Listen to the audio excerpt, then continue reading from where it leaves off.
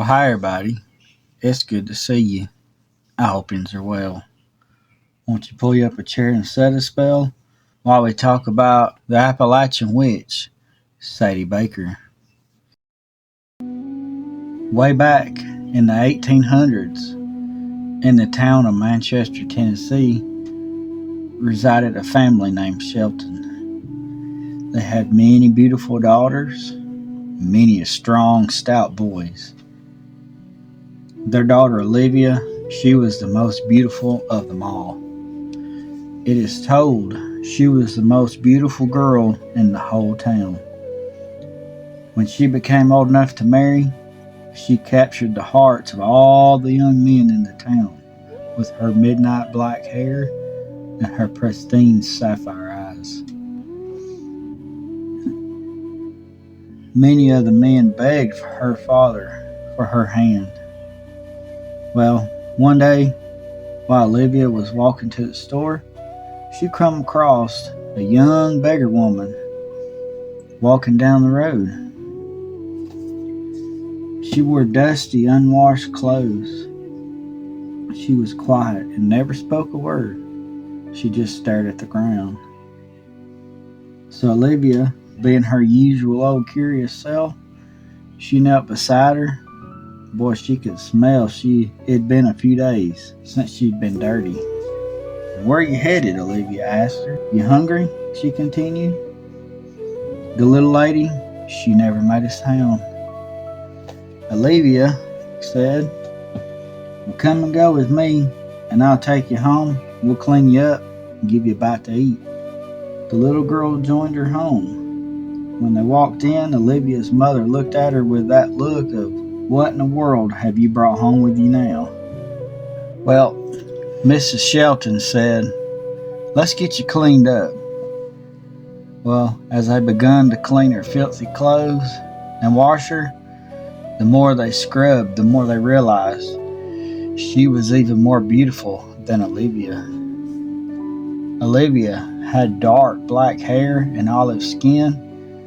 The young lady, she had pristine long blonde locks and fair pale skin.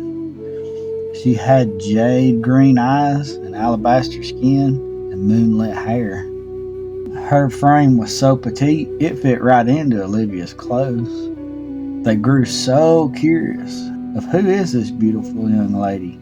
How did she get this way? And why don't she speak?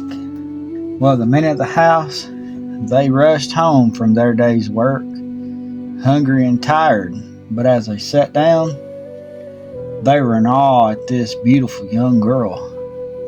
They couldn't even eat for looking at her. The girl, well, she ate quickly and silently in the background, Mr. Shelton told his wife that he felt uneasy around this girl. Something wasn't right.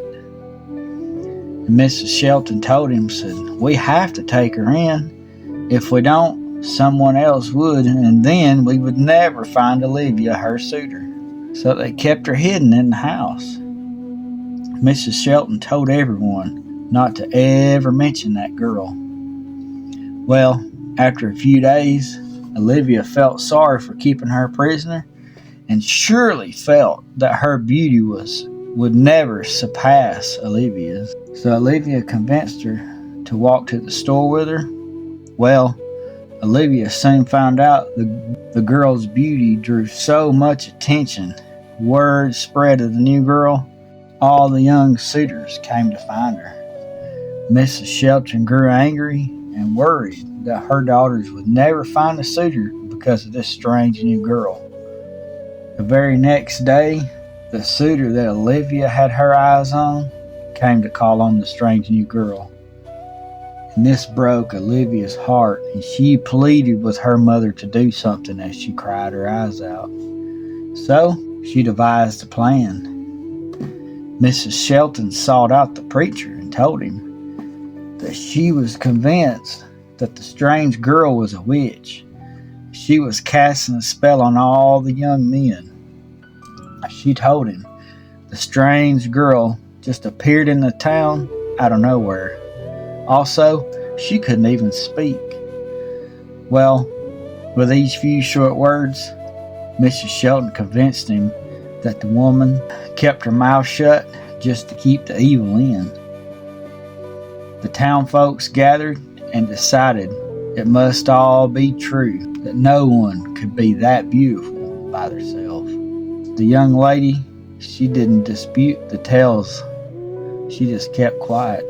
They decided to put an end to her. How would they do it, though? Would they burn her? Hang her? Drown her? No, even worse. They decided to bury her alive and place a huge rock on her grave to hold her in so she could never rise from the dead. Once a meeting adjourned, they went to the Shelton home and they dragged the poor girl out. The men stomped her in the ground. They stripped her clothes, trying to force her to tell her name and why she had came there. What was her intentions? She never spoke a word. The men shoved her all around, and the women spat on her. Then the men tied her hands behind her back and into a steel rod, and the two men drug her to the cemetery where the others were digging a grave. Olivia was crying at how cruel folks treated her. The young lady looked at Olivia, unsettled. The lady only spoke 4 words. "I am Sadie Baker." And then she was thrown into the hole and buried alive and covered by a rock. And 3 months later, Olivia married the suitor that she had her eyes on the whole time. And she happily played the role of a caring wife. But this was very short-lived. Olivia grew paranoid that her husband was thinking of Sadie as he looked at her, and that he preferred her beauty over Olivia's. She began to look into the mirror, staring at herself so long that she began to see Sadie there behind her. Her husband begged her to come away from the mirror, but she wouldn't. She refused. One day, he came home to Olivia missing large chunks of her hair she'd pulled out. She told him that dark black hair didn't belong amongst her pale locks. He took her to a preacher, and the preacher decided that Sadie had bewitched Olivia to embody her. They tried rigorous treatments, but not one worked. Late one night, Olivia ran from the house screaming, "I am Sadie Baker!" And her husband tried to subdue her, but she had the strength of 10 men, tossed him aside, laughing devilishly.